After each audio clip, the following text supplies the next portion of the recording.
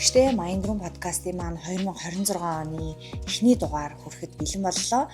За бид одоо сэтгэл зүйн мэдлэг мэдээллийг та бүхэнд ойлгомжтой байдлаар өгөх зорилгоор энэ подкастыг хийж байгаа. Тэгвэл энэ удаагийн дугаартаа бид маш сонирхолтой зочныг ураад байна. Тэгэхээр энэ удаагийн дугаарт маань Mindoro Life Studio-гийн үүсгэн байгуулагч, сэтгэл судлаач Амар Зай хүрэлцэн ирээд байна. За энэ өдрийн мэнд баярлалаа. Энэ өдрийн мэнд бидний урилгыг хүлээн авч цаг гарган ирсэнд маш их баярлалаа. Намайг сурсанд баярлалаа. Тэгэхээр Амар Зай маань болохоор K-драмануудын дүрийг одоо сэтгэл зүйн талаас нь тайлбарлаж подкаст хийж байгаа тийм ээ. Drama Mind нэртэй подкастыг хийж байгаа. Тэгэхээр тухайн одоо яг подкастын эхлэл нь надад маш их таалагдсан. Одоо нөгөө зарим киног хүмүүс үзээд л одоо нэг талаасаа зугаацдаг бол нөгөө талаасаа танил дотн мэдрэмжийг өгдөг. Тэгээ өөрийгөө олж авахд бас тусдаг хүн болдгоо гэжсэн. Тэгэхээр ямар зорилгоор анх эхлүүлсэн бэ? Энэ ер нь бүр нөгөө 2020 онд би болсон хүсэл ахгүй. Тухайд нөгөө нэг It's Okay That's Love гэдэг зүгээр дээ энэ бол хайр гэдэг нэг сэтгцэн эмгээ гэнтэр гардаг кино байдаг шүү. Тэр киног үзэж чаад хоёр дахь удаа үзчихсэн. Тэгэхэд яг нөгөө энэ кинонд ойлгуулах гэдэг санаа бас олон янз байгаа юм байна. Эхний удаад бол ингээл нөгөө энэ сэтгцэн өвчтөн хүнтэй ахын бол ямар хэцүү бэ гэдэг мэдрэмжүүд төрөөл дуусчихсэн. Хоёр дахь дээр нь болохоор яг нөгөө мэрэгчлэнүүдээс хараад буюу одоо тэр киноны гол илэрхийлэл нь бол нөгөө том ах нь жишээлх юм бол том ах нь ээжтэй яг ингээд дүүтэйгээ адилхан тэнцүү хайрлагдах хүсэлтэй л байдаг. Тэрнээсээ болоод янз бүрийн сонин зан авир гаргадаг. Тэгээд сэтгцэн эмгэгтэй хүмүүсийн эргэн тойрон гэр бүл нь яг ямар нөхцөл байд юм бэ гэдгийг ингээд харуулж ирсэн байхгүй. Тэгээд тэр болгоныг ингээд пост болгож бичээд тэгээд Instagramд оруулж ирсэн. Тэгэл тэгсэн чинь найзууд чатаар ингээд ямар гоё болсон бэ? Чи яг ингээд мэрэгжлийн талаас ингээд тайлбарлах юм бол айгуу гоё юм байна гэд тухайд хэлээд тэгээд би ер нь жижигэн тийм пост болгоод харуулж ий гэж утсан байхгүй киног. Тэгтээ тэгэл тухайн үед нөгөө ажил гээл ер нь завгүй байсан болохоор орхичихсан. Тэгээ сая яг энэ 6 сар тийм үү нөгөө амьдрал чамд жүрч өгөхөд гээд кино үзсэн чинь тэр бол яг нөгөө миний мэдэрдэг мэдрэмжүүдтэй аягүй адилхан байсан байхгүй. Яг миний тэр дотроо мэдэрдэг гимшил ч юм уу, за миний гаргадаг ааш ч юм уу, тиймэрхүү юмнууд аягүй хажиглагдаад тэгээд ер нь энийг ингээд сэтгэл зүйн хүч холбогдлын юу юм, энийг ингээ хүмүүс тайлбарлая. Хүн болгонд үзэл энэ хүн яагаад ингэт юм бол эсвэл тэр охины гаргаж байгаа авир магадгүй дийлэн хүмүүс байдаг ч гэж болно гэж би бодсон. За тэгээд тэрийг нь тайлбарлая нэгдүгээрт хоёрдугаарт би ингээд хүмүүсийн зам байдлыг кинонд гарч байгаа ч гэсэн тэрийг ингээ ойлгож авах юм бол миний мэрэгжлийн хөгжилд бас нэлийн том нэмэртэй гэж бодоод ер нь бол подкаст хийгсэн санаа гараад тэгээ сахихнаас эхэлж байгаа байхгүй. K-драмагийн дөрүүдийн ард байгаа одоо сэтгэл зүйн онцлог асуудал илэрхийлэг болон сэтгэл зүйчийн үүднээс тийм ээ. Тэгээд зүгээр нэг тайлбарлахгүйгээр юм онол үндслээ тайлбарлаад байгаа нь бас их таалагдсан. Тэгэхээр яг онлуудаа яг үзэж явах хавцад энэ онол юм байна гэд шууд мэддгүү эсвэл бас их судалгаа хийдгүү. Зөндөө судалгаа хийгдэнэ. Тэгээд угаасаа сэтгэл судлаач нөгөө нэг байнга сэтгэл судлаач нь өөрөө байнга суралцж явах хэрэгтэй. За бакалаврын төвшөнд ч юм уу сурж байхдаа бол нэг суурь мэдлэгийг л аавн. Тэгээд тэрнээс биш байнга өөрийгөө сайжруулж явах хэрэгтэй. Сургалтуудаар судалгаа уншаад ч юм уу тийм байдаг. Тэгээ яг ингээл үзэж хахад зарим нь тийм юм уу гэдэг нэг тийм мэдрэмж төрн. Тэгэл энэ ямар учиртай бол гэл гүнзгийрүүлээ судалсаар агаал энэний цаанд зарим нь бол онол гэж яг теори гэж гаргаж ирсэн бол зарим нь яг энийг тайлбарлах тийм ойлголтууд байгаа хгүй. Энийг онлын доторх ойлголтууд ч юм уу. Тэгээ судалгаа уншиж судалж байгаа л гаргаж ирж байгаа. Зарим киног үзээд хүмүүс одоо ингээд зүгээр л одоо ингээд үзээд өнгөрдөг те. Зарим хүмүүс өөрийгөө ойлгож авах тийм ээ тайтгарлыг олох гэх мэтлэнгээр ерөн сүүлийн үед бол Солонгос кино бол маш хүчийг авч ийн дэлхийн нийтээр. Тэгээ дээрэс нь монголчууд маш ихээр үзэж байна. Сүүлийн кинонууд нь бас яг ингээд хүмүүс илүү одоо сэтгэлд ойр хүрээд байна гэдэг зүйлийг ч гэсэн хэлдэг. Тэгэхээр яг одоо энэ кинонуудаа яаж сонгож ийн? Сүүлийн үед бол амьдрал чам жүрж өгөхөд тэгээд дурсамж 1988 байсан тий. Яаж сонгосон бэ? За амьдрал чам жүрж өгөхийг бол хэлчихлээ тий. Миний мэдэрчсэн мэдрэмжүүдтэй адилхан, миний гаргадаг үйлдэлүүдтэй адилхан байсан болохоор бид тэр киног сонгож ирсэн бол одоо энэ дурсамж 1988 бол өөрөө бүр аягүй баялаг кино. Бүр асар баялаг. Аягүй олон дөрүүдтэй. Дүр болгоно нь яг энэ нь гол дүр биш, энэ нь гол дүр гэж татаж авахд хэцүү. Бүх амьдрал нь ялгаатай, өөр өнгөтэй. Тэгээд тэндээс дурсамж 1988 нөгөө гэр бүлийн онцлогуудыг аягүй харуулдаг кино учраас энэ бол нөгөө хүүхэд хүмүүжлийн одоо хувьд аягүй тийм том хичээл болохоор кино байхгүй. Тэгээд нэг тиймэрхүү одоо онцлогтой кино болохоор сонгож исэн. Тэгээ ер нь бол цаашдаа яг ингээл нөгөө төлөвлөгөөнд гаргасан маш тийм киноны юм яриа гэд киногоо үзэл сууж байхдаа би бол одоо ингээ шинэ К-драмануудыг ингээл үзэх ер нь өөр айгуу сонирхолтой дуртай. Киногоо үзэл сууж байхад тэндээс нэг юм асуудал харагдах юм бол сэтгэл судлалын нэг өнцөг баригдах юм бол тэрийг тэмдэглэж аваад яваад байгаа. Тэгээ зарим кинонууд магадгүй нэг кино тийм олон тийм ярих зүйлгүй байлаа гэхэд өөр нэг кинон дээр яг тэр асуудлыг арай өөр талаас нь харуулсан байдаг ч юм уу. Тэр хоёр кино нийлүүлээд ярьдаг ч юм уу. Тиймэрхүү байдлаар авъя гэж бодож байгаа байхгүй. Хоёлаа нөгөө киноныхоо дүрийг бас задлж ярих гэж бодож ин хүмүүст илүү сонирхолтой байх. Тэгтээ тэрний өмнө амар зай өөрөө сэтгэл судлаач мэргэжлийг яагаад сонгосон бэ? Бас хаана суралцсан бэ? Одоо хаана ажиллаж байгаа? Анх бол яа нэг хоёр сонголт байсан надад хүсэж исэн гэх юм уу. Хууль тэгээ нэг нь бол сэтгэл судлал байсан. Тэгээ Эшийн оноо бүхнийг шийднэ. Тэгээ би бол нийгэм дээр 800 оноо авч исэн. Тэгээд англи хэлээс өндөр оноотой байсан. Тэгээд миний хувьд арай илүү боломжтой, илүү өндөр оноогоор орох боломжтой нь сэтгэл судлал байсан. Тэгээд тухайн үед бас би нэг багштай нэлийн Эшээ хамт бэлддэг багштайс. Тэр багш манаас ерөн сэтгэл судлал ингээд хөрвөх чадвар сайтай тийм мэрэгжил байдгаа гэд. Тэгээ би жоохон судлаад үзсэн. Угаасаа сэтгэл судлал бол тэг хүний тухай шинжлэх ухаан. Хүн хаана вэ? Тэн сэтгэл судлал байж л байдаг. Тийм болохоор ер нь аюу хэрэгтэй мэрэгжил юм байна гэж бодоод анх хэлж ирсэн. За МУИСТ Монгол Улсын их сургуулийн сэтгэл судлаач мэрэгчлэр төгссөн. Магистраа бол карьер зөвлөх гээд Германы хөдөлмөрийн агентлаг, Монголын хөдөлмөрийн яам хамтарсан карьер стади буюу ажил мэргэжил судалгааны монголоор тийм хөтөлбөрт нэгдсэн байхгүй. Тэр хөтөлбөрөөр би карьер зөвлөхөр магистраа болсон. Тэгээ ер нь бол яг суурин сэтгэл судлаач учраас тэр чиглэл рүү ажиллаж байгаа. Тэгээ одоо бол сэтгэл түгшэл стресстэй хүмүүст зориулсан гоёл чимэглэлийн жижигхэн бизнес хийж байгаа. За тэгээд фрилансер буюу одоо би яг 2021 оноос хойш яг сэтгэл зүйн зөвлөгөөгөөр дагнаж ажиллаж байгаа. Сэтгэл зүйн зөвлөгөө болон сургалтаараа. Тэгээд тэр чиглэлийн ажлуудыг фрилансерын төвшөнд хийж агаад одоо бол яг өөрөө Mindoro Life Studio гэдэг компани байгуулад тэрнийхээ одоо ажлуудыг хийгээд явж байгаа. За тэгэхээр Drama Mind подкастын эхний дугаарт бол амьдрал чамд журж өгөхөд киног онцлсан байсан тийм ээ. Тэгэхээр Гомёныг онцлсан байсан. Тэгээ яагаад эхний дугаараар яг энэ киног энэ дүрийг онцлуулсан юм бэ? Энэ кино сүүлд гарсан. Тэгээ Netflix-ийн яг нөгөө онцгой зурлуудын сүүлийнх нь ч байлоо да тухайд баг. Тэгэл яг нөгөө маш сонирхолтой. Тэгээд хүмүүсийн хайрыг маш их татсан. Ер нь вайрал болсон кино шүү дээ. Тэгээ нөгөө хүмүүст мэдээж подкаст хүргэхийн тулд тэр кино бол нийтлэг шинжтэй ч юм уу хүмүүсийн сайн мэддэг кино ч юм уу эхний дугаар ядаж тийм их юм бол зүгээр гэж бодоод дээрэс нь яг энэ кино бол нөгөө түрүүн хэлсэн миний доторхыг бас нэлийн илэрхийлж исэн болохоор энэ киног сонгосон. Тэг нөгөө киноныхаа ихэнд биш подкастын ихэнд би хэлдэг шүү дээ. Зарим кино зүгээр л зугаацуулдаг л зарим кино бидний сэтгэлд хүрч мэдрэмжээ илэрхийлээд тусалдаг гэхэд тэг миний сэтгэлд хүрсэн кино ахгүй. Тийм болохоор ихний дугаараараа сонгосон юм. Гомён бол яг эдний охин байгаа шүү дээ тийм ээ. Тэгээ ингээ аав ээжигээ харахаар аашилдаг тийм ээ. Ингээд орилдог. Ингээд таалагдахгүй байна ч юм уу. Яг ингээд бүх одоо муухай занхаа аав ээжтэй гаргачаад байдаг. Тэгэхээр сэтгэл зүйн онцлог нь юу юм бэ? Манай үзэгчид бас сонирхчиж магадгүй тий. Яагаад ингээд аав ээжигээ харахаар муухай аашилдаг муу охин юм болов гэдэг. Би бол анх тэгж бодсон. Муу охин юм баг та. Яагаад ингээд аав ээжтэй хайргүй ч юм болов. Яагаад ингээд муухай аашилт юм болов гэж бас бодсон. Тэр яг сэтгэл зүйн онцлогийг тайлбарлаач. Гомёны хувьд бол яг ингээд бага насны сценүүдийг нь харахаар аав ээжтэй айгүй хөрхөн тий.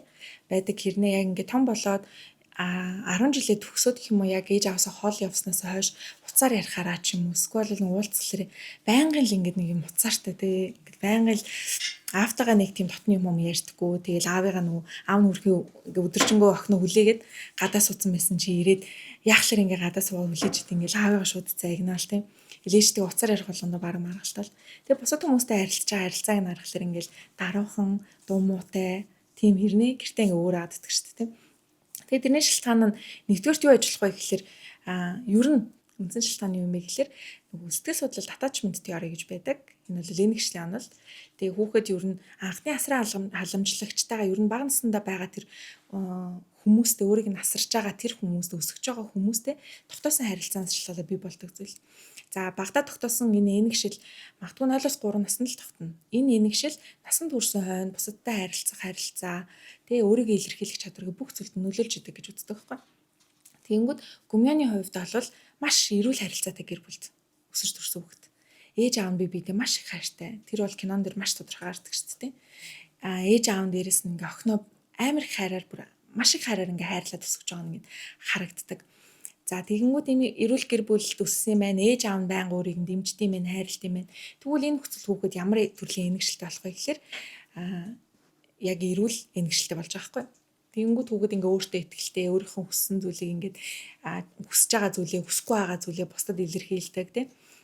Өөрийн гэсэн үзэл бодолтой тийм хүүхэд болж төлөвшөж байгаа. Гүмянд бол тэр нь ингээ харагддаг. Нөгөө жишээлх юм бол найзтайгаа нэг ангийнх нь охин нь өөрийнх нь оронд Япон руу илүүд эдтгэлэгт явахаар болоход тэр дургуутлын аяг шууд илэрхийлж байгаа ч юм уу. Тиймэрхүү байдал нь өөрийнх нь нөгөө яг өөртөө ихтэй болоод өссөн гэдгийг нь харуулж байгаа байхгүй.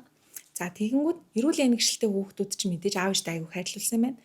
Эндээс юу гарч ирж байгаа гэхээр хүн ер нь хамгийн ингээ аюулгүй гэж мэдэрсэн, хамгийн тухтай гэж мэдэрсэн. За ямар ч зан характер гаргасан энэ хүмүүс намайг хизээд хайрлж байна гэдэг мэдрэмжтэй байх үедээ өөрийнхөө хамгийн түүхий буюу боловсруулаагүй. Тэгээ шууд ингээд нөгөө анхны мэдрэмжээр шууд ураа гаргадаг ч юм уу тий. Шууд ингээ уйлдаг ч юм уу тэр мэдрэмжүүдийг гаргаж чадна гэж үздэг байгаа байхгүй. Гүмэний асуудал онцлог нь бол яг л тийм байсан. Аав нь байнга бүр жоохон охин байхаас нь эхлээд том болоод хурмаа эд хийх хүртэл нь юу ч болсон те ингээд хэрвээ чам таалагдахгүй бол хэрвээ ингээ хэцүү юм болох юм бол аавд ирээрээ аав нь одоо ингээ үргэлж ардчин байж гин гэд байнга тэрийг илэрхийлдэг байхгүй. Тэгэхээр гүмэний хувьд ингээд айгүй тийм бат итгэл ингээ бий болцсон байгаа байхгүй те. Тийм болохоор нөгөө нэг муухай аашаа бусдад гаргадгүй харуулдаггүй тэр муухай зангаа аавчтай гаргадаг. Тэр одоо хайртай хүмүүстэй тий намайг ямар ч зан гаргасан энэ хүмүүс маань ойлгондоо гэж итгэж байгаа учраас тэр түүхий сэтгэл хөдлөлөө тий шүлтүүргүүгээр гаргаад байна гэж ойлгох. Тийм. Бусад ингээд нийгмийн харилцааны дунд ч юм уу тий одоо ангида эсвэл ажлын газартаа бид нар чинь ингээд янз бүрийн мэдрэмж мэдэрч байгаа тий шууд ингээд дургу хурж байгаа. Тэгтээ тэрийг ингээд дургу хүрх болгонд нь шууд тэрийг илэрхийлж гаргаал тий. Уйлмар санагдвал тэрийг байнга илэрхийлж гаргадаггүй шүү дээ. Тэр бол нөгөө боловсруулаад байгаа хгүй. Энэ мэдрэмжийг би энэ орчин нөхцөлд гаргаж болох уугүй юу гэдгийг ингээ хянаад байгаа. Гэрийнхэн хувьд те хайртай хүмүүсийн хувьд бол тэрийг ямар ч тийм хянах шаардлага болж таахгүй. Хүн ингээл байнга нөгөө бие барьсан өөрийнх нь бүх мэдрэмжийг ингээ дарсан байгаад гэж бас чадахгүй. Тэгэхээр тэрийг ингээд хамгийн чөлөөтэйгээр гарах боломжтой орчин нөхцөл нь тэр яг хайртай гол нь тэр хүмүүс нь өөрт нөгөө хайртай гэдгийг мэдрүүлдэг. Тийм хүмүүсийн дунд сайн гаргаж чадж байгаа байхгүй. Би бас одоо яг ажлаар гараад ингээ хамт олонтойгоо айгүй юм найрсаг байгаад идэг. Гэсэн яг гэрийнхэнтэйгээ уулзахаар бас ингээ жоохон хайшлаад идэг гэсэхгүй. Би одоо ингээ бас ингээ муу хүүхч байх та яагаад ингээ хайшлаад идэх юм болов гэж бас айгүйх боддог гэсэн. Тэг яг тэр одоо нөгөө тайлбарласан хэсгийг үзээд хайртай хүмүүс минь болохоор итгэж байгаа болохоор би яг энэ сэтгэл хөдлөлийг ингэж шүүлтүүргүүгээр гаргадсан байна гэж бас өөрийгөө зөвтгөх бас нэг үнцэг байсан. Тэгээд яг тэр хэсэг нь амар таалагдсан. Дээрээс нь гүмён ингээд найз залуутай болдог штэ тий. Тэгээд найз залуутаагаа ингээд бие биендээ маш их хайртай. Гэвч одоо тухайн найз залуугийнх нь ээж бол гүмён дургүй байсан тий. Тэгээд ингээд гэлжүүлэхдээ ер нь дургүй байсан. Тэр үед нөгөө гүмён ингээд сэтгэл зүй асуудалтай тулгардаг штэ тий. Тэр хэсгийг тайлбарсан бас амар анхаарал татсан. Тэр талаараа ярьж өгөөч. Тэр бол нөгөө түрүүн хэлсэн ээж аав тэр хүүхдийг ер нь маш өөртөө ихтэй өөрийнхөө үзэл бодолд үнэнчтийн хүүхд болгож өсгөж чадсан байхгүй. Ингэчлээрээ тэр хайраа мэдрүүлээд тийм байсан болохоор хүүхэд юу мэдэрч байна вэ гэхээр би тийм их ингээ хайрлагдсан орчинд өссөн байж ич энэ орчин нөхцөл яагаад намайг ингэж хандж байгаа. Тэгээ дээрэс нь гүмэний хувьд бол нөгөө нэг ээж аавтай нь яг бас хөрхийн амтан өөртөө ингээ муухай аашлаад байхад биш ээжт нь ингээд юм хэлсэн гэдгийг сонсонгуудлаа найзлуух ээж дуурлаад гараа авчдаг штэ. Би энэ гэрэлтийг одоо болиулж чинь канселд чинь гээд. Тэнгүүд нөгөө нэг хөрхөө ингээл муухай хаашаа ингээл гаргаад байгаа ч гэсэн хамгийн үнэтэй хүмүүс нь ингээ аав ээж нь байгаа хгүй тий. Хүн ер нь бол ингэдэг дурсамж 1988-ыг тайлбарлаж хахад ч гэсэн гардаг. Хүн ер нь ингээ намайг хүн ингээ гомдоогоод тий шархлуулад миний энэ одоо эмзэг цэгүүд рүү хатгахаас илүү хайртай хүмүүсийг мань шархлуулж явах юм бол тэр орчин нөхцөлийг ер нь тэсгэд арай илүү хэцүүлчихдэг. Гүмэний хувьд яг тийм юм болсон. За дээрэс нь нөгөө ээж аавынх нь өөрийг нь өсгсөн тэр их хайрыг бас өнгөдүүлэх хүсээгүй. Тэгэхээр хэрвээ яг би миний бодлоор хэрвээ ээж аав нар те хүүхдээ маш өөртөө ихтэй хаанч гэсэн өөрийнхөө үнцнийг мэддэг байх хүсэж явах юм бол тэр бол цорын ганц арга нь хайр. Хайртайгаа мэдрүүлэх. Хайрлж байна гэдгийг илэрхийлэх байгаа байхгүй. Гэхдээ бүр нэг итгэцсэн тий. Эрхэм балаа гэдэг шүү дээ. Тийм бишээр тэгж өсөх нь л айгүй чухал. Гүмян бол тэр хангалттай мэдэрсэн болохоор тийм шийдвэрүүдийг гаргаж чадчих. Энэгшлийн хувьд дөрвөн төрлийн энэгшил байдаг гэж хэлжсэн шүү дээ, тийм ээ. Тэгэхээр гомьёоныхыг ямар төрлийн энэгшил вэ? Эрүүл энэгшил ахгүй. Хамгийн одоо сайхан нь. Тэгээ тэрнээс гадна нөгөө эмх замбраагүй, төгшүүртэй зайлсхийх гээд гурван төрлийн энэгшил байгаа. За төгшүүртэй энэгшил магадгүй жишээ нь хүчрхээлтэй гэр бүлд ч юм уу тий. Ингээ байнгын сэтгэл зүйн хувьд таагүй нөхцөл уур амьсгалтай байдаг гэр бүлүүд тийм байж болж байна. За зайлсхийх энэгшил бол магадгүй ээж аав нь хүүхдтэйгээ хангалттай их ингээ ойртдгүй тий тийм гэр бүлүүд байдаг шүү дээ.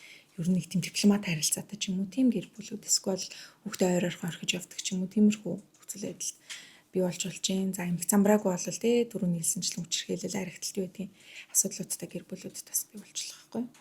Тэгвэл гүмьёных бол яг эсрэгээрээ одоо ер нь нөгөө идеал гэдэг шүү дээ хамгийн хүсэмжит гэр бүл бол гүмьёны гэр бүл байгаа байхгүй. Аав нь бол эхнэр хүүхдүүдийн төлөө бүхнээ зориулж байна тий. Тэрнийх нь хариуд ээж нь бас хүүхдүүдээ сайн өсгөх нөхөртөө ингээ халамжтай байна тий.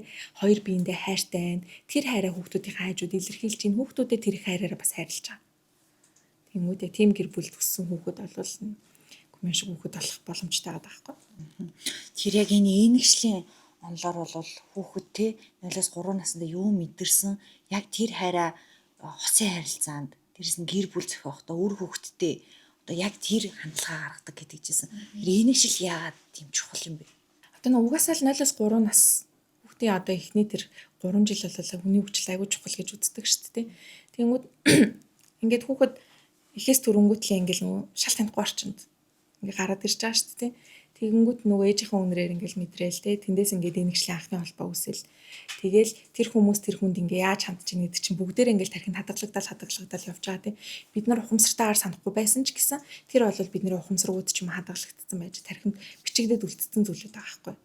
Тэгэнгүүт тэр мэдрэмжүүд угаасаа л нөгөө психо анализийн хувьд нэг сэтгэл судлалын үндсэн гол онол шүү дээ. Тэр онол бол хүүхдийн бага наснд бий болсон тэр дурсамж насан туршийн амьдралд нь нөлөөлнө. Ер нь л бүх насаар нь амьдралд нь нөлөөлөж явж чинь гэж үздэг байхгүй. Тэр энэгшил одоо нөгөө хүүхэдтэй болсон тохиолдолд хайраар дутаах хүсэл хамгийн чухал гэдгийг бас энэ кинон дээр илүү онцлсан гэж харж ийн тийм ээ. Тэгээд энэ дээр бас гардаг нэг айгуу гоё юм. Гүмьён бас ингээд ээж ахын өмнө хэдийн мугаашлаг гэсэн гимшээд байдаг байхгүй. Тэг ингээл нөгөө гадагшаа явахдаа ээж аавынхаа ингээл юмыг өрн таран хийцэндээ байшин ээж аав байшингаа зараад охиноо гадагшаа явуулдаг. Тэрэн дээр гимшхийн тэл ер нь л юм дээр ингээд гимшээд байдаг. Аав руугаа ууралсан шалтгаан ч гэсэн нөгөө гимшлийн мэдрэмжсэн байхгүй тий. Аавгаа хүлээлгэсэн. Тэрэндээ гимшчаа. Тэнгүүд бас нэг юм үе дамжсан юм талархлын мэдрэмж гэдэг зүйл байд юм байна. Энэ подкастыг хийж явахдаа мэдэж авсан. Тэр бол нөгөө нэг хүн ингээд аюу хайраар ингээд үлгэдүүлж өсгөлээр тий. Ээж аав эмээ өвөө надад ингээ хамаг юмаа зарцуулаад тийм надад ингээд зориулаад юм сайхан байгаад тахлаар хүүхдэд жоохон гэлтэхгүй ингээд мэдрэмж сурдаг гэж аахгүй би энэ хүмүүсийн ачиг хариулна. Тэгээд ээж аавынхаа эмээ өвөгийн ачиг нэгдүгээр хариулах юм байна. Энэ хүмүүс намайг ингэж гоё өсгсөн юм чинь би өөрөөсөө гарч байгаа үр хүүхдийг ч гэсэн тэгээ энэ хайраар ингэж өсгөж хүмүүжүүлэх юм байна. Гэт ингээд үе дамжсан юм хайрын талархлын мэдрэмжүүд явдаг гэдэг ч байгаа байхгүй. Тийм гүмэний хувьд бас яг тэрнээс шалтгаалаад тийм гимшлийн энэ хүмүүс намайг ингэж хайрладаг тагт чинь би энэ хүмүүсийн төлөө юу хийж байгаа юм бэ гэдэг гимшлийн мэдрэмж сайгүй ажиглагддаг гэсэн юм. Тэр яг гимшлийн мэдрэмж нь өөртөө чинь айгүй адилхан байсан гэдэг жисэн шүү дээ тий. Тэрийг дурдж болохгүй тэгээд гимшлийн мэдрэмж бас заримдаа дарамт болж ишгүй. Болно шүү дээ. Тэгээд яг хөө энэ бол нөгөө нэг багахан хэлбэрийн тэгээ эерэг тал руугаа гэх юм уу гимшлийн мэдрэмж авахгүй. Тэрнээс ч бас нөгөө нэг ингээл аюу хэцүү гэр бүлүүд байгаа шүү дээ. Би чиний төлөө тэгсэн багт чинь чиний төлөө ингэсэн багт чинь чи яагаад одоо ийм байгаад байгаа гэдэг нэг юм хариутай хайраар өсөж байгаа гэр бүлд бол хүүхэд яг юм хитрхи хүчтэй юм дарамтыг мэдэрч өсөж болно. Том болсон өнөөч гэсэн дээ нөгөө ачиг хариулах хэрэгтэй гэдэг дарамт нь сэтгэл зүйн хувьд асуудал болж болох байхгүй. Миний хувьд болохоор бас яг гүмэн шиг тийм тэгээ одоо ээж аав чиний төлөө инглээ тэглээ гэж өртөөсөө хийлдэггүй. Тийм байхад би одоо ингээл гоё юм харахлаарээ үзэхээрээ явхаараа идэхээрээ ээж аавдаа мэдрүүлмээр санагдаад гол тийм сонир мэдрэмж төрөөд идэх байхгүй.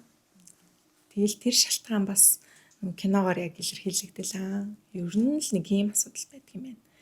Ийм зүйл байгаа болохоор надад тийм мэдрэмж төрөөд идэм байна. Тэг хүн чинь яг бас өөрийнхөө асуудлыг ингээд шууд би өөр нь яг яагаад ингэж байна гэж ер нь бодохгүй шүү дээ.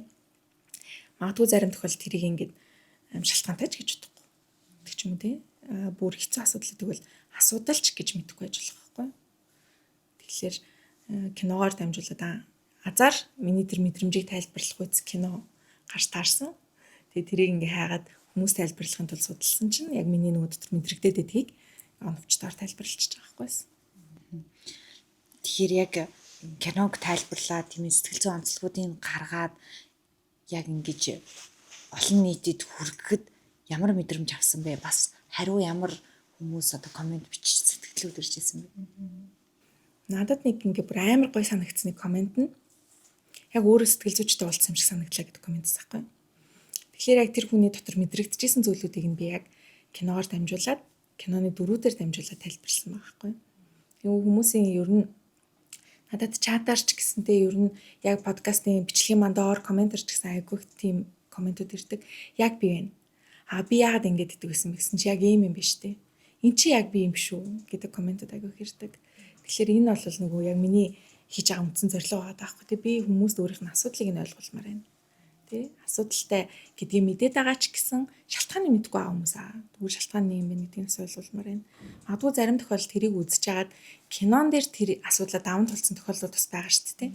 Тэгээд өөрийнхөө асуудлыг даван тулах боломжтой болов гэд тэр зүйлүүд үр дүнтэйгээр ч юм уу амжилттайгаар би болж байгаа юм шиг санагдаад байгаа байхгүй юу? Тэгэхээр хоёулаа Дурсамж 1988 киноны дөрүүдийн талаар одоо энэ хэсэгтээ яриа. Тэгэхээр тогсооны гэр бүлийн сэтгэл зүйн онцлогуд юу юм бэ? Ялангуяа тийм ээ тогсооны ичж бураагийн сэтгэл зүйн онцлог юу вэ? Бураа бол ингээ харахад айгүй ааштай тий ууртай хорооллоор айдаг тий одоо нөгөө соноогийн ээж мэж хэлдэг шүү дээ бураатай явах юм уу гэд нэг хойлохны явах болсон чи айдаг ер нь бүгд л айдаг гэтэл бураа бол гаднаа л ер нь нэг тийм хатуу ширүүн харагддаг боловч дотроо бол айгүй урайхан зөвлгөн хөхөд байдаг байхгүй хатуу ширүүн байгаад байгаа юм шилтгаан магадгүй тухайн одоо солонгос ч угаасаа нөгөө эдийн засгийн хувьд жоохон хүндрэлтэйсэн цамхтгал энэ төр айгүй их гардаг байсан үе юм шиг байна. За тэгээ тэр үед нөгөө нэг айлын том хүүхэд ялангуяа айгүй чухал тэгээ бахархал нь байдаг. За тэр хүүхэд амжилттай сургууль сурах уу, айл сургуульд орох уу, морох уу гэл ер нь тэр нь айгүй чухал. Тэгээ тэр бол нөгөө нэг хүүхдэд ерөнхийдөө сэтгэл зүйн хувьд тэгээ бүр хүчтэй биш магадгүй. Зарим тохиол хүчтэй ч байж болно. Дарамт бий болох боломжтой байхгүй. За тэгээ тэрний шалтгаан юу ажиллах вэ гэдгсэн чинь parentification гэдэг ойлголт байгаа. Энэ болохоор эцэг эхийн үүрэг хүлээсэн хүүхдийн тухай. Нэг талаар бол сэтгэл зүйн нөгөөх нь болохоор physical буюу биеийн хүчний. За physical нь болохоор нөгөө дүүнрээ олон дүүнрээ хаардаг, гэрээ ажиллаа хийдэг нэг тийм хүмүүс байгаа шүү дээ. Тэд нар бол эцэг эхийнхээ хариуцах ёстой үүрэг юу гэдэг нь тэр зүйлүүдийг ингээд өмнөөс нь хийж байгаа хүмүүс байгаа байхгүй. Emotional нь болохоор буюу сэтгэл зүйн нь болохоор нөгөө ямар гэр бүлүүдэд илүүгээр тохиолддог гэхээр санхүүгийн асуудалтай ч юм уу тий. Эсвэл бол одоо аль нэг ээж аах нь аль нэг нь гэр бүлийнх нь аль нэг гишүүд нь гээд хамааралтай ямар нэгэн зүйл хамааралтай ч юм уу. Тиймэрхүү гэр бүлд ч юм уу. Ер нь юм сэтгэл зүйн parentification ажиглагддаг байна. За энэ нь болохоор ээж аавынхаа нөгөө нэг сэтгэл зүйн асуудлыг өөр төрөй мэдэршүүлж аваад ээж аавынхаа хувьд сэтгэл зүйчин юм шиг тэр сэтгэл зүйн асуудлуудыг ингээд зохицуулах үүрэг хүлээждэг. Өөр ухамсараараа хүүхэд ээж аавыг нь тгээггүй байхад тэгвэл бураагийн хувьд магадгүй тийм байж болж байгаа байхгүй. Санхүүгийн асуудалтай гэр бүл байсан учраас би одоо те энэ гэр бүлд ингээд сайн сургуульд ороод амжилттай сайн сураад сайн явах юм бол миний гэр бүл одоо ингээд тэгээ ээж аав маань ядчил сэтгэл амар тэнүүн байна гэдэг тэр мэдрэмжийг ингээд тэснээсээ болоод тэр гаднаа жоох юм ширүүн дөрөн төрхтэй болсон болов уу гэж бодсон. Тэгтээ бураагийн яг тэр хандлага нь ер нь бол яг аав нь байгаа хгүй. Яг энэ киноны хоёр ижлэхэн дүр гэх юм бол аав нь болон буруу хоёр. Тэр хоёр угаасаа нөгөө сэтгэл хөдлөл мэдрэмжийг гаргах юм уу? Тэгээ тэрийг гаргахлаар нөгөө нэг одоо юм өөртөө ингээ айгу хүчтэй дүр ингээ өөрсдөө бүтээсэн. Тэгээ сэтгэл хөдлөл мэдрэмжээ чөлөөтэйгээр илэрхийлчих юм бол тэр дүр нь ингээ нуур шунтах гээд байгаа юм шиг тийм эмзэгч юм шиг тийм болчих гээд байгаа учраас тэрийг ингээ хадгалаад тэрнийхэн тулд ингээ юм хүчтэй ууртай юм шиг тийм одоо сэтгэл хөдлөлүүдийг илэрхийлэх гаргаад яваад байдаг юм байхгүй. Хоёр дүүдээ айгу аашлаад иддэг штэ тийм ээ. Энэ ямар учиртай вэ? Тэр гэр бүл бол одоо аав ээж нь угаасаа л нөгөө бурааг хамгийн чухал нь гэд тэр чинь айлын ер нь хамгийн хүчтэй хүүхдэд гэдэг шүү дээ. Тэгэл тэр хүчээл ер нь гаргаж байгаа хэлбэр. Тэгээ угаасаа нөгөө хөрхий сэтгэл хөдлөл мэдрэмжээ ингээд ингийн нэртэй зүгээр илэрхийлж сураагүй хүүхд болохоор нэг тиймэрхүү хүчтэй ширүүн нөгөө Монгол үг гэдэг шүү дээ. Хайрын дотор халман гадна гэдэг яг л тийм юм буруудал ажиглагдаг. Токсооны дүрийн хувьд айлын дунд хүүхэд тийм ээ. Тэгэхээр ер нь айлын хиддэг хүүхэд байхаас шалтгаалж сэтгэл зүйн онцлогуд байдгаа гэж маш олон онолоор тайлбарладаг. Тэгэхээр токсооны хувьд айлын дунд хүүхэд тэгээ ямар сэтгэл зүйн онцлогтой вэ? Яг нөгөө төрөлтийн ирэмбийн онол бол Адлерийн онол. Тэр онол дээр угаасаа айлын дунд хүүхдүүд бол нөгөө нэг айлын том болон айлын баг гэх хоёр хүүхдийн дунд байгаа учраас жоохон хавчигдмал гэж үздэг байхгүй тий. Тэгээ ер нь сошиал дээр ч гэсэн айгүй олон тийм бичлэгүүд байдаг шүү дээ. Одоо middle child problem энэ гэсэн. Тэр бичлэгүүдээр хараад тахлаар дунд хүүхдүүд бол ер нь л үл үзэгдэгч хүүхдүүд. Тогсон бол яг л тэд нартай адилхан айлын үл үзэгдэгч хүүхэд байсан байхгүй. Ээж нь аав нь ер нь заав нь бол бас нэг тийм айхтар нөгөө гэр бүлийн яг жижиг ахуй юмнууд оролцдог болохоор тэр нь айхтар ажиглагддаг харагддаг. Ээж нь бол өглөө босхоос эхлээл ерөнхийдөө токсоныг жоохон 3-т тавиал бураа нүгэл хоёрыг ингээл жоохон халамжлал гаргадаал явж байдаг гэсэн шүү дээ. Нөгөө токсон бол айлын үл үзэгдэгч хүүхэд юм байна. Тэгээ үл үзэгдэгч хүүхэд байхын одоо нэг асуудал нь юу аа гэхээр альва угаасаа айлын дунд хүүхдүүд нөгөө тасан цогцох чадвар айгуу сайтай байдаг гэж үздэг. Тэр чинь тэр хүмүүсийн дунд тасан цогцох шаардлага хэрэгцээ гарч байгаа шүү дээ. Тийм болохоор тэр тасан цогцох чадвар нь сайтай байгаагаас болоод аав ээж нар бас ухамсаргүйгээр хүүхдэд тэгээд дугаарлцдаг байх боломжтой байгаа байхгүй.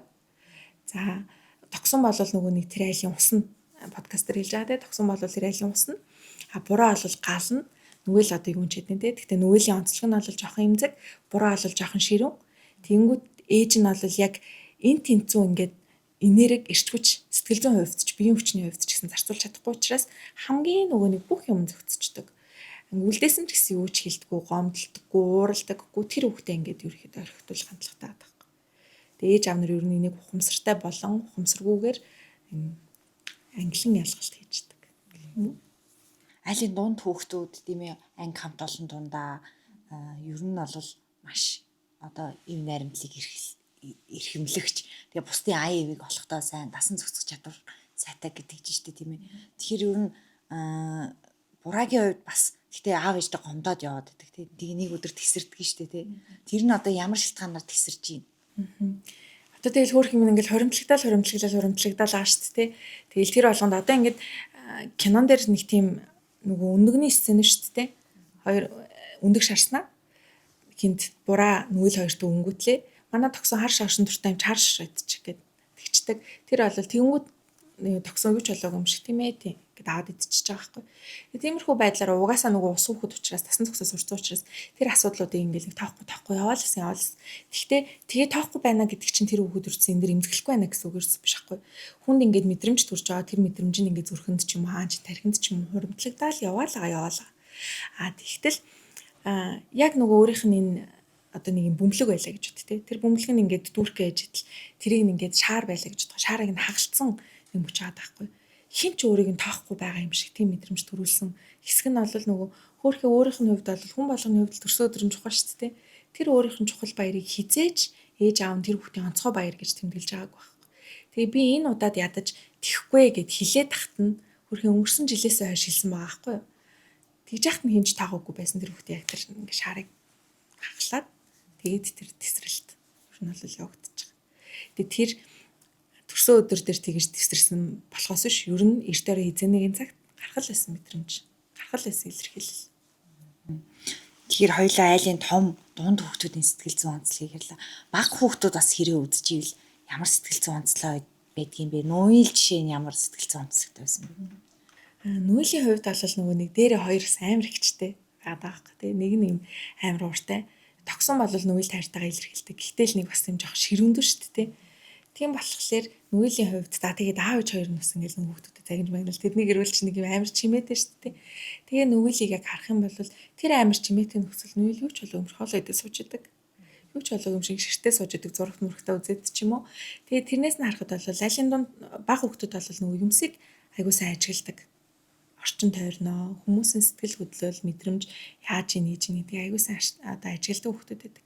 Тэгээ дээрэс нь бага хүүхдүүдийг ерөнхийдөө Нүгэл дээр нэг онцлогос гардыг. Нүгэлд нэг тийм оо бураа шиг гэх юм уу? Тэр гэр бүлийн хүлээсэн үүрэг хариуцлага байдаг гэхгүй. Тийм болохоор нүгэл сэтгэл зүйн хувьд эрхчлөөтэй хүснээ хийж чаддаг хүүхэд байгаа байхгүй. Тэр гэр бүлийг авч явах тийм үүрэг ч юм уу тийм юм байхгүй учраас. Тэгээд дуулаад нөгөө нэг бүр насанд хүрсэн хойно тэр хэдийн нэг сцен гардаг шүү дээ. Нүгэл нэг юм жоохон хөвчөг ийм хипхоп хувцсан өмссөн нэг орж ирдэг. Тэ хүүхдээр хэвээр юм шиг. Тэр бол айлын баг хүүхдийн онцлог байгаа байхгүй. Нүүлээр ажиглагддаггүй нэг өөр чадвар нь бас бага хүүхдүүд өрсөлдөх чадвар сайтай байдаг. Угаасаа нөгөө төрөөд гараад ирсэн чинь нэг ингээд өөрөөс нь ах ихчтэй нэг хүүхэд өөрийнх нь чадахгүй мэг чадаад байгаа учраас тэгээ тэрүүгээрээ магтуулж ийн сайшаалж ийн тийм болохоор тэрэнд хүрэхийн тулд тэмцэлддэг ч юм уу тийм чадвар сайтай гэж үздэг. Тэр хоёулаа бол энэ кинон дээр тулгуурлаад энэ дөрүүдийн ард байгаа сэтгэл зүйн онцлогуудыг ингэж ярьж штэ тийм ээ. Тэгэхээр ер нь К-драманууд сэтгэл судлал талаасаа энэ дөрүүдээ хэр судалдаг болоо энэ тал дээр мэдээлэл байгаа юу? Бас одоо энэ судалгаа хийж явах явцад тийм судалгаа ч юм уу ингэж судалж исэн байх юм уу тийм зүйл гарч ирж ирсэн үү? Яг тийм юм бол харж байгаагүй. Гэхдээ би бол ер нь л солонгосуудыг яг тэр сэтгэл зүйн онцлогийг ер нь дүрийн судалгаа хийхдээ зохиол анх бичигдэхдээ л тэр сэтгэл зүйн онцлог аюу сайн судалт юм гэж бодоод байгаа байхгүй. Тэр нь одоо яг тогсон дээр харагдаж байгаа. Айлын дунд хүүхэд бол угаасаа юм байдаг. Нүд яг тэр онлоор тайлбарлагдсан юмнуудыг ингээд дүр болгоо гаргаад ирсэн байдаг. Тэгээл нөгөө одоо хүмүүсийн аягүй сонирхдаг сэдвүүдээр психопат тэгээ социопат ч юм уу тэр дөрүүдийг ч гэсэн аягүй сан судлаад ямар онцлогтой хүмүүсэд яадیں۔ Энэ нөхцөлд ийм онцлогтой хүмүүс нь ямар хариу үйлдэл гаргах юм бэ гэдгийг хүртэл яг ингээд гаргадаг байхгүй юу? Солонгос кинон дээр, К-драма дээр. Тэгэхээр би бол амар сан судалгаа хийдэг байх л гэж боддог. Тэгэхээр энэ кинон дээр аав нь бас ингээд дотгошоогоо тийм ээ. Тэгээ нөгөө Монгол аав нарын жишгээр ер нь бол ингэж нэг сэтгэл хөдлөл илэрхийлдэггүй. Гэсэн мэтлөө тогсоонд тий аав нь ингээд анх удаага амьдарч байгаа болохоор сайн мэдгүй байгаа шүү гэх мэтлэнгээр ингээд хилдэг штэ тий. Тэр ер нь аавын сэтгэл зүйн онцлог ямар вэ? Бас хитрхи их бас нөгөө нэг ачааллын амьдралын ачааг үүрж яваа болохоор хитрхи дотгошоо юм өчтдгөө эсвэл хувь хүнийх нь онцлог үү? Ер нь бол юм баггүй нөө одоо гендерийн сэтгэл судлалынхаа үүднээс ч гэсэн эрэгтэй эмэгтэй хүүхдүүдийг өсгөх арга барил нь өөр гэж үздэг. За эрэгтэй эмэгтэй хүүхдүүд ингээд тоглоомын талбай дээр тоглож гинэ гэж бодоход эмэгтэй хүүхдүүдийг болгоомжтойгаар гэдэг бол эрэгтэй хүүхдүүдийг зөөлөн тоглоорой. Одоо цаана одоо угаасаа бэртэж гэмтэн угаасаа л болгоомжтой тоглохгүй. Тэгтээ ядаж зөөлөн байгаарай. Эмэгтэй хүүхдүүдийг болохоор зөөлөн байгаарай. Тоглоом нь ч гэсэн нөгөө эмэгтэй хүүхдүүд бол тэ ингээд айл гэртэх ч юм уу, барби ч юм уу нэг тиймэрхүү байдлаараа эрэгтэй хүүхдүүд болохоор нэг юм ширүүн өрсөлдөхгүй эц тиймэрхүү нөхцөл байдлаар ингээд тоглож өсдөг ч гэдэг ч юм уу. За тэгэнгүүтлээ дээрэс нэг ийм судалгаа байдаг. Бага наснд нь угаасаа хүүхдүүдийг ялгаатай байдлаар өсгдөг. Тэгээд тэр тундаа нөгөө охин хүүхдүүдийн сэтгэл хөдлөлийг илүү хийж авнаар асуудаг гэсэн судалгаа байдаг байхгүй юу? Өнөөдөр юу мэдэрсэн? Өнөөдөр юу болсон? Цэцэрлэг дээр нь яасан? Тэр нь ямар санагдсан? Тэгэнгүүт нөгөө нэг яриулал ясан учраас охин хүүхдүүд илүү их ингээ яриад байдаг. Эрэгтэй хүүхдээс нөгөө нэг нийгмийн хүлээлтээрээ чангатуу байх гэдгийг шаардж байгаа учраас магадгүй нэлт сунуулахгүй гэдэг тийм жижиг сажиг юм ин яриулдаг ч юм уу тий. Тэрнээс шалтгаалаад ер нь л нийгмийн хүлээлтээс болоод эрэгтэй хүмүүс жоохон дотгошоо болох гэдэг тий. Гаднаа ингээ юу ч болоогүй юм шиг харагдаж байгаа хэрнээ дотор ингээ айгүй их бодцсон стресс зөнгөөнгэлсэн ч юм тиймэрхүү явж идэг. Гэхдээ гаднаа тэр ерөөсөө илэрхийлэхгүй. Хиний тогсооны аав бол яг л тэр аав байсан. Тэгээ санхүүгийн асуудалтай. Гол нь тэгээ өөрөө хөрхий гэр бүлийн санхүүгийн асуудалтай болгочоод байгаа шүү дээ. Найздаа мөнгө зээлээд өгсөн. Тэрийг төлөхгүй байгаас болохоор өөртөө мөнгө төлөхөөс өөр аргагүй болцсон. Тэгээ дээрэс нь өөрөө хөрхий айгүй сайхан сэтгэлтэй хүн хэцүү байгаа хүмүүсийг өөртөөс нөгөө шууд орхиод явчих чаддаггүй. Тэрнээсээ болоод гэр бүлээ бүр л асуудал тунгаад ийн гэдэг мэдээд байгаа хэрнээ гаднаа гэхдээ ингээ за яах вэ гэл инээсэн байдалтай байгаад байдаг байхгүй. Тэрүүгээрээ яг ингээл Монгол аав нартай адилхан. Тэгтээ тогсооны аавд нэг айгүй гоё зүйл байсан нь эмзэг байдлын хүч гэдэг зүйл байдаг юм а гэдгийг ойлгодог аа байхгүй. Эмзэг байдлаа бид нар харуулах юм бол эмзэг байдлаа бид нар илэрхийлэх юм бол магадгүй тэр хүмүүст ингээ илүү ойртох боломжтой, өөрийгөө илүү сайнаар илэрхийлэх боломжтой гэдгийг тэр аав яг ухамсарын төвшөнд мэдэхгүй байлаа ч гэсэн ямар ч гэсэн тийм үйлдэл хийсэн. Тэр нөгөө нэг тогсоонд аав ч гэсэн анх удаа болж байгаа учраас алдах зүйл яана гэж хэлдэг шүү дээ. Тэр бол яг тэр өөрийнхөө нөгөө нэг ингээд үүсгэсэн байсан аав гэдэг дүрээ ингээд хойшин тавьж хагаад яг ингээ хүнийхээ хувьд гарч ирээд охиндоо ингээ хэлж байгаа. Тэр байдлаа байхгүй. Тэнгүүд энэ хоёрын харилцаа бүр илүү их ойртоод тотнолж байгаа шүү дээ. Тэр аавынхын буруутай харьцдаг бас гой нандны хэсгүүд идэв шүү дээ.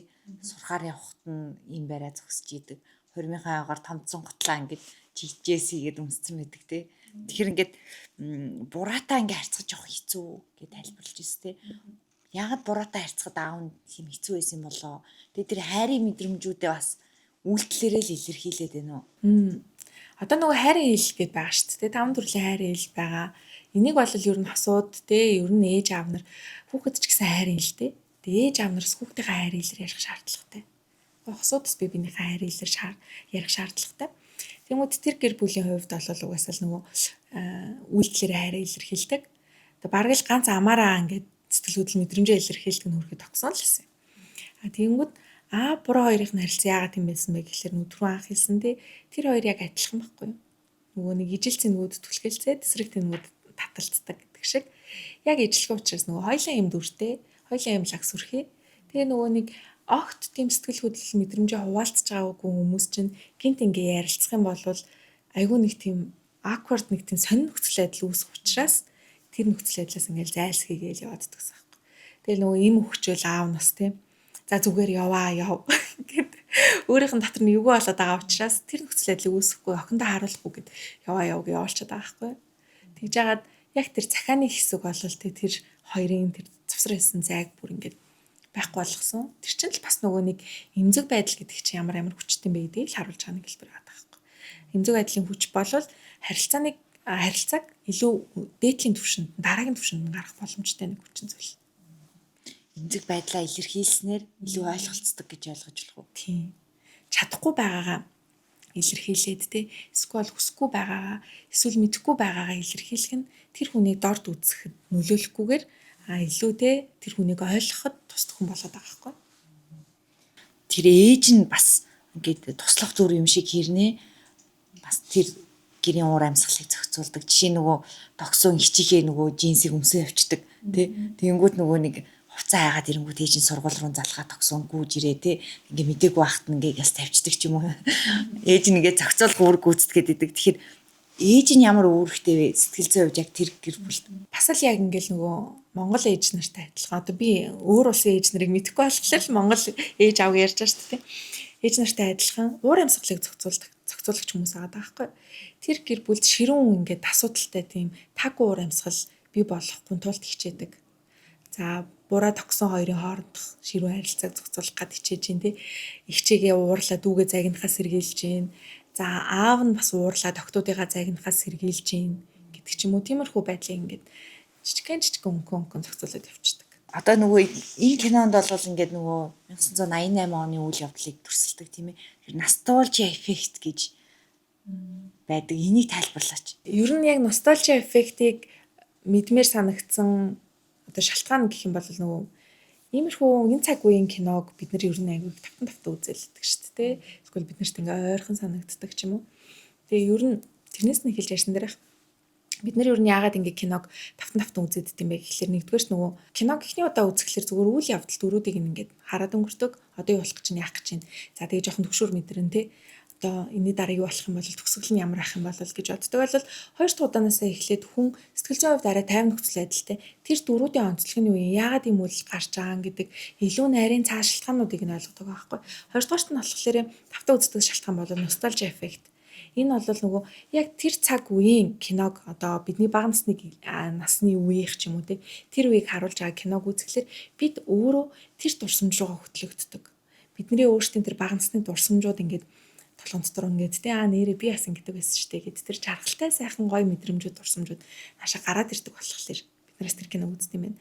Эсвэл ностальжи эффект гэдэг тэр өөр юу ярьж байгаа гэхээр киног давтан үзэхэд бас яг тэр анх үзчихсэн үеийн одоо 1988-ыг магадгүй би нэг 5 жилийн өмнө үзсэн байлаа гэж 5 жилийн өмнөх амар заяаг би бас ингээд эргэн дурсчдаг байгаа байхгүй.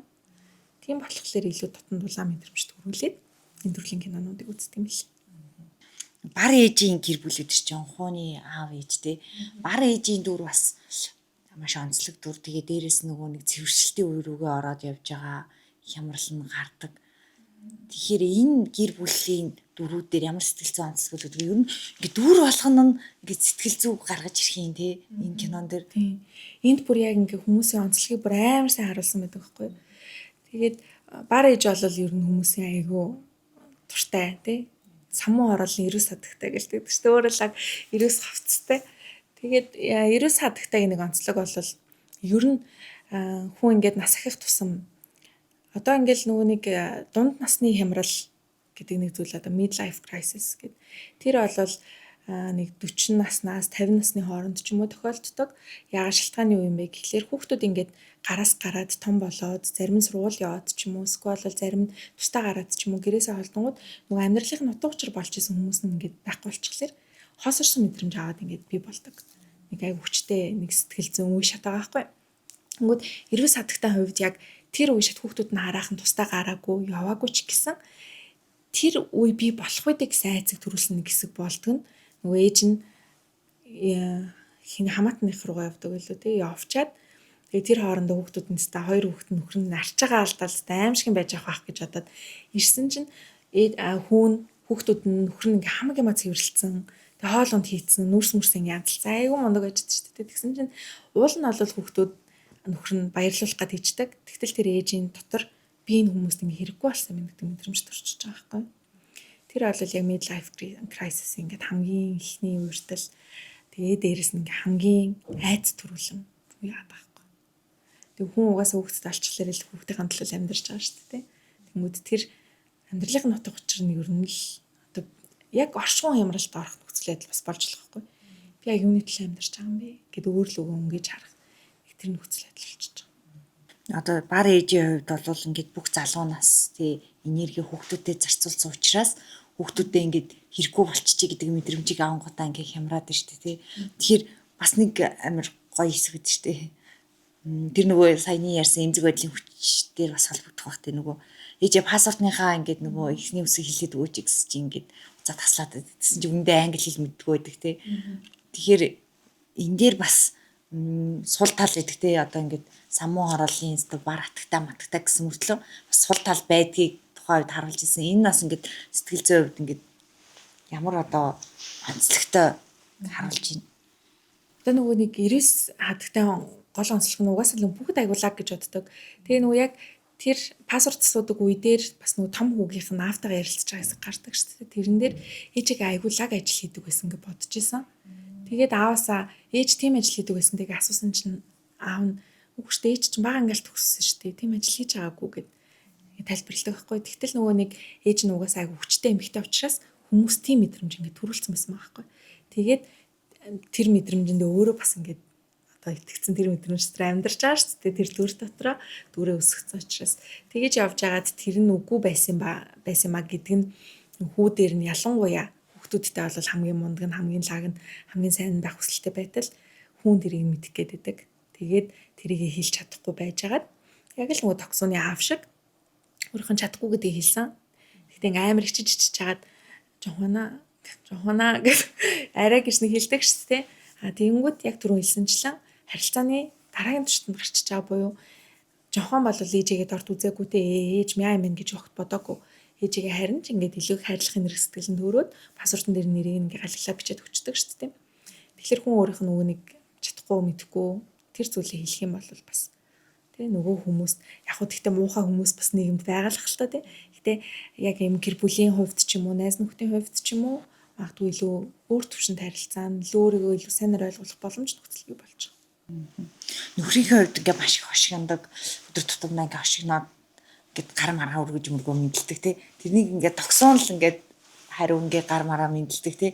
Тэр хошигнол бас ингээ өөрийгөө илэрхийлэх нэг хэлбэр мөн үү? Дээрэс нь тогсоо нөгөө бусдаа бас найрсаг байдаг болохоор тэрийг ингээ хүлээж авдаг ганц хүн байсан уу? Ганц нь ч их наашаа яг найрсаг хүлээж авдаг хөршин байсан баг тийм ээ.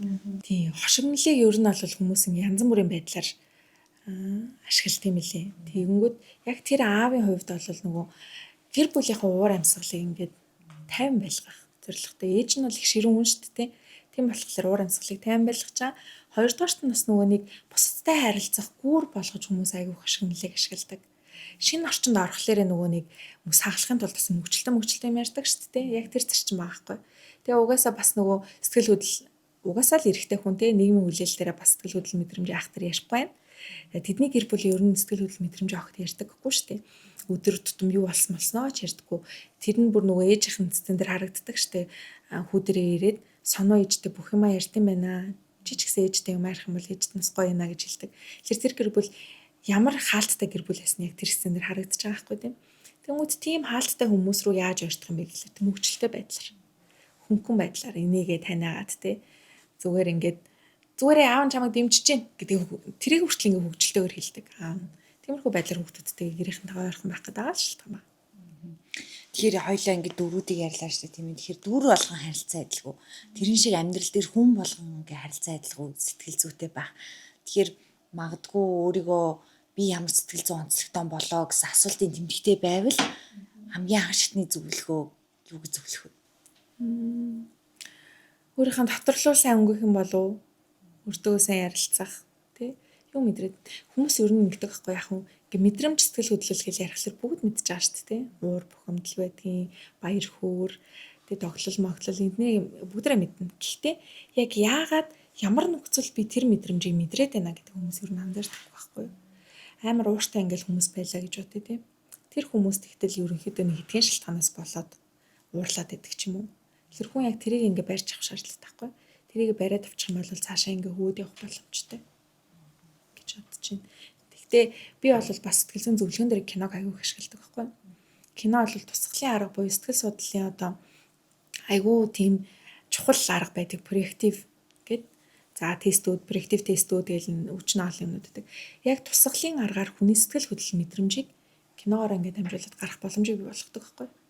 Тийм болохоор хүмүүс бас магадгүй хэрвээ кинон дээр өөртөө чинь адилхан чимшигтэй эсвэл өөрийнх нь хэлэх гээд байгаа санааг хэлж байгаа тийм дөрүүд байх юм бол тэр дүрийг судлаад үзэх юм бол магадгүй өөрийнх нь цаад шалтгааныг тэгээ сэтгэл зүйн одоо онцлог асуудлыг мэдэх боломжтой байж болно.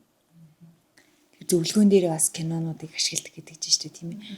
Хамгийн одоо бусдад зөвлөх туртай ямар кино байдаг вэ жишээ нь одоо сэтгэл зүйн онцлогийг бас гоё харуулсан. Ер нь эндээс ингэж үзэх юм бол та бас сэтгэл зүгээ ойлгох төхөн байх гэж зөвлөх кино бий юу? Inside Out.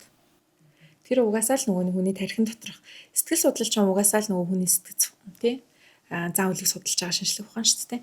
Тэнгүүд яг Inside Out бол хүний тархин дотор болж байгаа процессыг ингээд харуулдаг. Тэрэн дээр хүмүүс ингээд нэг тийм айхтар бас анзаардаггүй нэг юу гэдгийг гол санаа байдаг.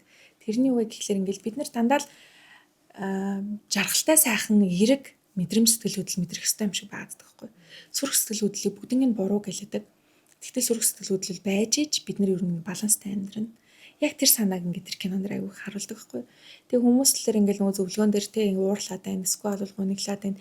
Ээж автагаа байхдаа хүртэл би юм гуний мэдрэмж аваад байна гэдэг ч юм уу. Тэгэнгүүт яг нөгөө киноны Inside Out-ын төгсгөлтөнд гардаг шүү дээ. Жоо ингээд байнгын тэгээ бүх тэр нөгөө нэг юуг нь дандаа шар өнгөтэй өөрийнхөө өнгөөр ингээд байлгах гэдэг. Тэгээл нөгөө нэг сайдыг ингээд хүрхлээр холт молт гэл болиулаад чистэ бүгдийг нураалаа гэдэг. Тэгтэл эцсийн мөчтэй ингээд хүлэн зөвшөөрөөд core memory руу сайдын тэр нөгөө цэгэр бөмбөлгийг ингээд явуулдаг шүү дээ хамтдаа. Тэр бол бидний дотор тий тэр хар бараан жаргалтай тэр бүх дурсамж мэдрэмжүүд ээлжилж явах хэрэгтэй гэдгийг харуулж байгаа кино байхгүй. Тэнгүүд яг зөвлөгөөн дээр тэрийг хүмүүст ингээд санал болгоод дараа нь үзээд ирснийхэн дараа бас дахиад ярилцсан шүү дээ. Тэнгүүд айгүй олон зүйлүүдийг хүмүүс нэрээ би тийм юм анзаарахгүй явж исэн билээ гэдэг нэг тийм бодлоод айгүй гарч ирдэг байхгүй.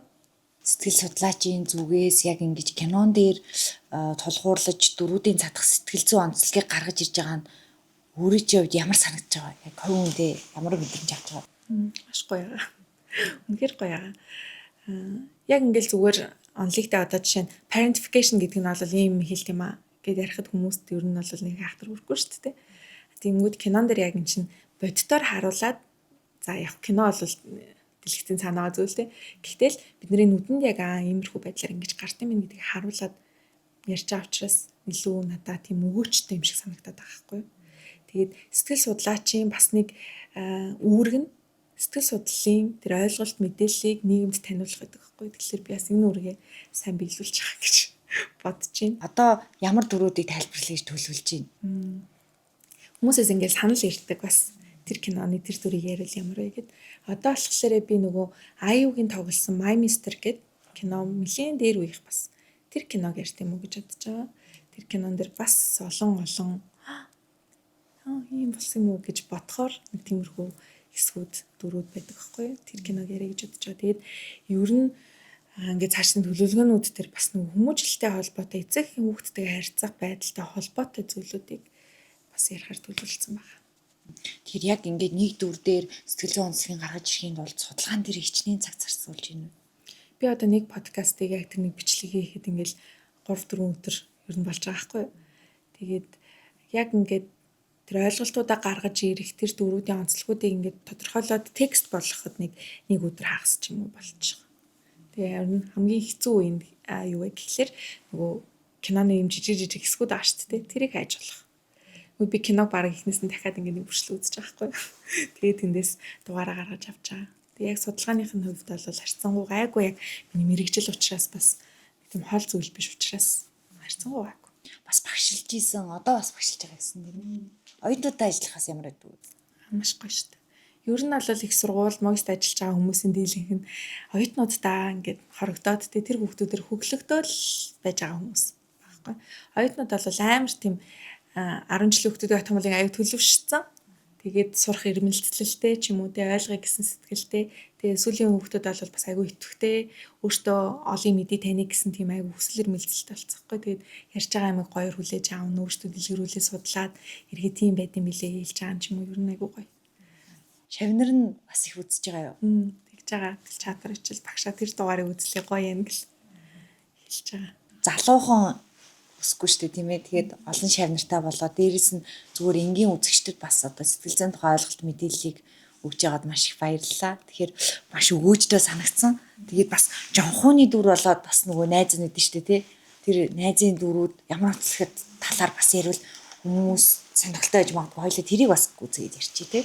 За, эрүүл садагтайг ярьжсэн юм чинь одоо баг хүүгийн нэрээ баг хүн бол бас бураатай адилхан parentification тэ буюу ээж аавынхаа өмнө юм сэтгэл зүйн үүрэг хариуцлага хүлээдэг хүүхдээ байгаа байхгүй. Тэгээ ээж аавыгаа тавьшруулах, ээж аавынхаа гүүр болох, за тэгээд том ахынхаа одоо нөгөө эмзэглэж явдаг сэдвүүдийг ингээ хамгаалах тий. Тэгээ ер нь бол жонхван өөрийгөө мартсан. Тэг өөрийгөө илэрхийлж чаддаггүй хүүхэд байсан. Ингээ харахад ингээл амар өөртөө ихтэй айгу кул штэ тий. Ер нь тэр нэг үеийн хүүхдүүд донд хамгийн кул нь тий. Гайгүй айлын тэр хүүхдээсэн. Гэсэн хэрнээ яг бусад бүх хүмүүсийн ингээ харилцааны ч юм уу асуудал ингээ гүүр нь болж байгаа хэрнээ өөрөө хийж тэр гүүрнээс бууж чадаагүй хүүхдээ байхгүй. Цаашаа даваад ч юм уу наашаа буцаж ирж чадаагүй хүүхэд. Тэгээ өөрийнхөө бусад хүмүүсийн сэтгэл мэдрэмж тий одоо юм асуудлыг ингээд өөрийнхөө асуудлаас илүү дээгүүр тавьсаар агаад ер нь бүх нөхцөлд өөрийг ингээ хойно хоёрт нь байлгаас урцсан хүүхэд хайр дурлалын асуудал дээр ч гэсэн тэг ч гэсэн мэддэг, жонхон ч гэсэн мэддэг хоёлаа би бинийг нөгөө тогсун цайн гэдгийг яг нөгөө тогсуныг харж байгаа сцен дээр хоёлаа ингээд мэдчихдэг шүү дээ. Гэхдээ жонхон бол үйлдэлээгүй шалтгаан тэр чинь нөгөө нэг өөрийнх нь сэтгэл хөдлөл мэдрэмжийг хойшин тавиад сурцсан хүүхд учраас өөрийнх нь сэтгэл хөдлөлөөс илүү тэгийн сэтгэл хөдлөл илүү чухал байгаа байхгүй. Би хэрвээ тэгээс өрсөд тогсунтай ингээ ойрхон болчих юм бол тэг ямар авах болоо.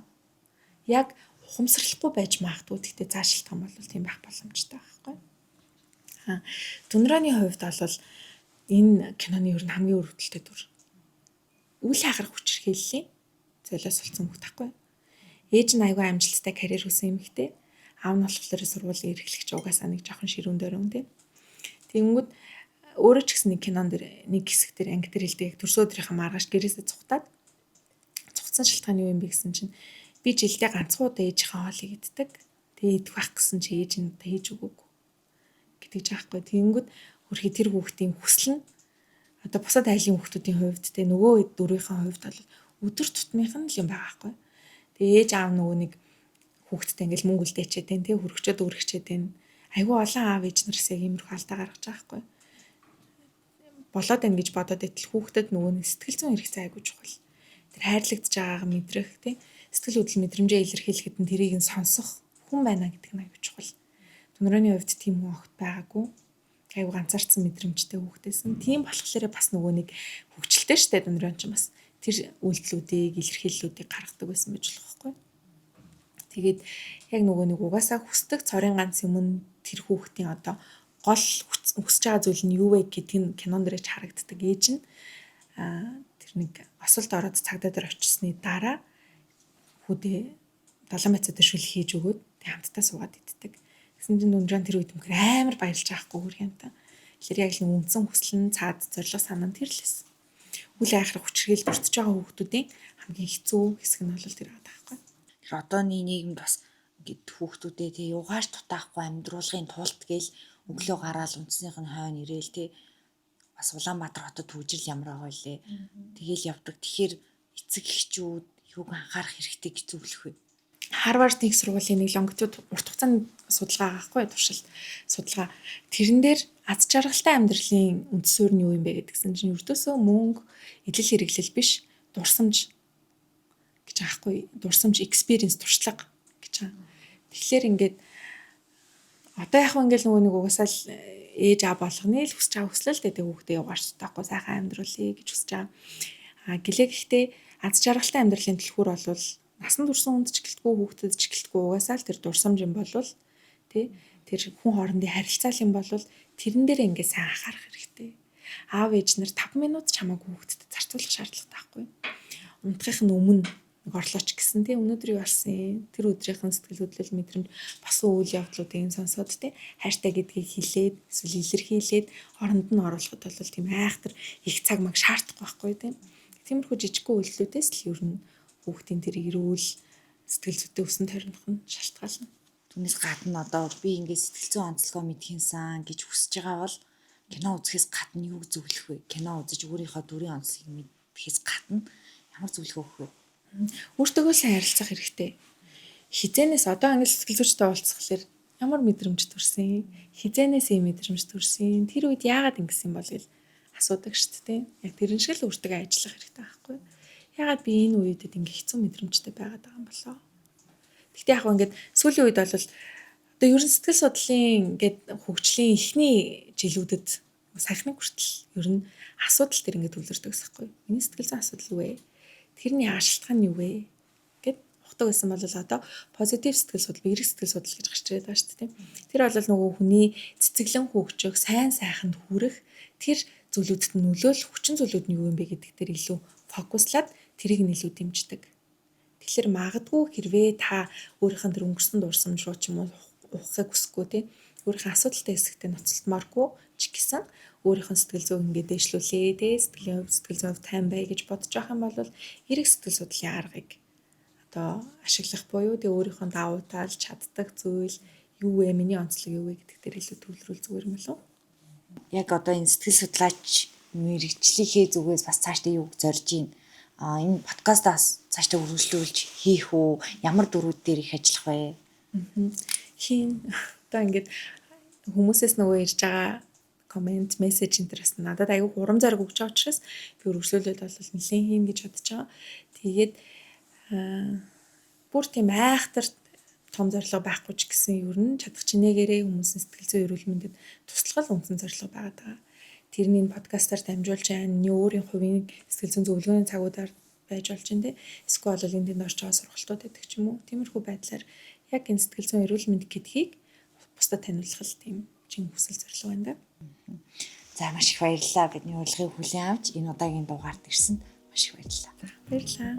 За үзэгчдээ тэгэхээр Mind Room подкастын маань энэ удаагийн дугаарыг түрээд өндөрлөж байна. За энэ удаагийн дугаартаа бид Drama Mind одоо подкастын амар зайтай уулзаж ярилцлаа. Тэрээр амьдрал чамд жүрж өгөхөд болно. Дурсамж 1988-ын дөрүүд дээр тулгуурлаж за тухайн дөрүүдийн сэтгэл зүйн онцлог ямар байсан талаар тайлбарлалаа. Хэрвээ та бүхэнд таалагдах юм бол бүр наривчлан тухайн одоо сувгуудаар дамжуулан үзээрэй. Би бас сувгуудын доор тавих болно. Мөн одоо та бүхэн подкаст манд таалагдсан бол subscribe дарж бидэнтэй нэгдээрэй. Дараагийн дугаараар ирэх болно.